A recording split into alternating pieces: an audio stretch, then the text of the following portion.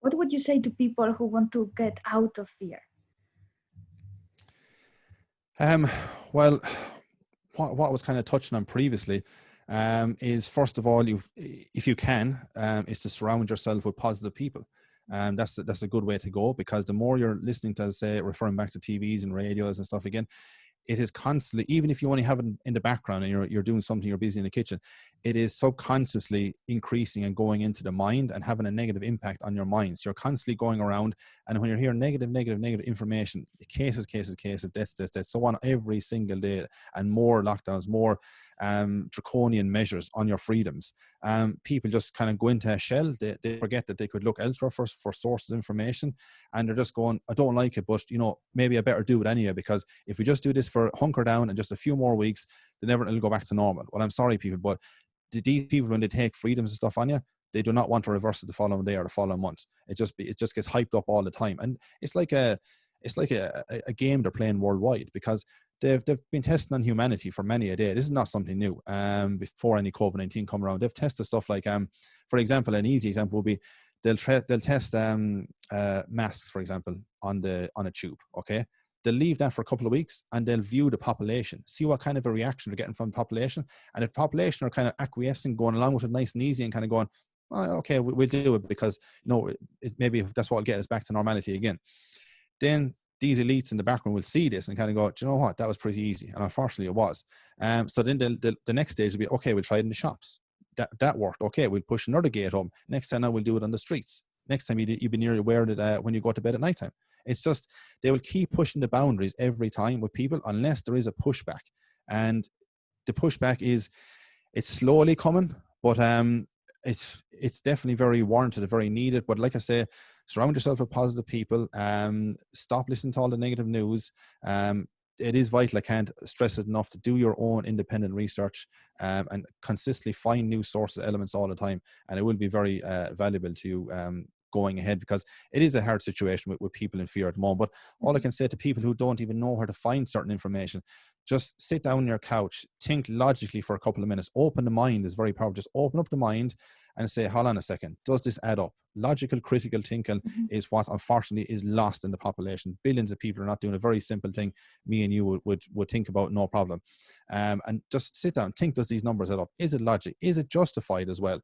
Because any fool at this stage is nearly becoming so more and more obvious to see that what they're doing is completely unjustified, even if you're to go by their own case and by their own deaths itself. I mean, it's so minimal. It's like 0.0001% or something of a world population, but yet they lock down global or billions of people globally, worldwide. These businesses and these, people's lives, and they've even said recently that 1 in 4 in America has contemplated over the last 6 months of taking their life. 1 in 4, like, that's huge, of a population of 330 odd million or thereabouts. So they're not adding up all the, the cancer cases that had to go into hospital. They were all being thrown to one side. And all I say as well is that speaking for England here and other places worldwide, it's not just England alone, but there's people I've talked to in the NHS over here, the National Health System, is that nurses are starting to come out. One of them in particular has been silenced at the moment, and she's trying to come out and basically tell people that, look, these hospitals are not full. We are not in war times here. I work inside in the hospital. She says, this is not a conspiracy theory. She said, when all this was going on the past couple of months, she said, I actually felt embarrassed because, I didn't have much to do. But yet on the outside world, everybody was praising the NHS, clapping at 8 o'clock every Thursday night like a zombie, that this is a fantastic thing to do inside. When she said she cringed because she knew inside that this wasn't actually going on at all. One hospital, for instance, normally taking about 350,000 patients a year on average. This year, they're down by 95%. So there is no wartime scene going on in these hospitals.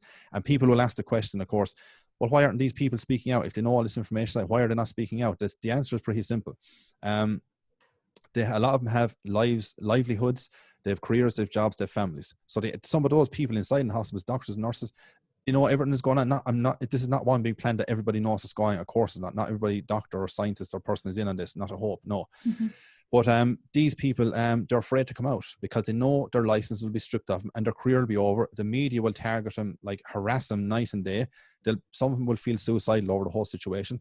So they're caught between a rock and a hard place as to what to kind of do. But and the only way the solution they'll have pretty much out of that, in my view, is when they get enough numbers together worldwide that they can't fire them all, they can't take all their licenses, so they will. And the numbers are growing from source and stuff that I got to north. The numbers are growing, all right. So that could we could see something in the next couple of months of people speaking out of that situation that's being carried out. Yes, and we want to ask people to ask questions, right? And think. Is there is a reason for this fear? Is there a reason to be afraid? Why I'm afraid? Why I have this fear?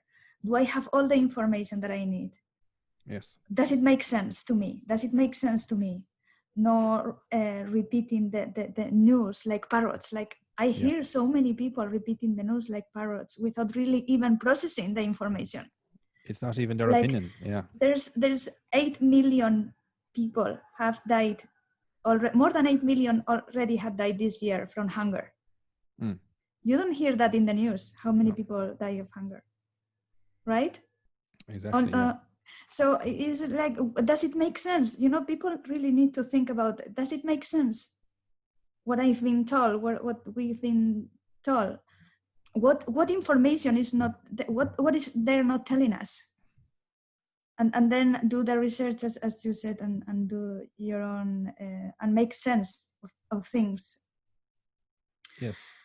And what is your opinion about how can we get out of this? We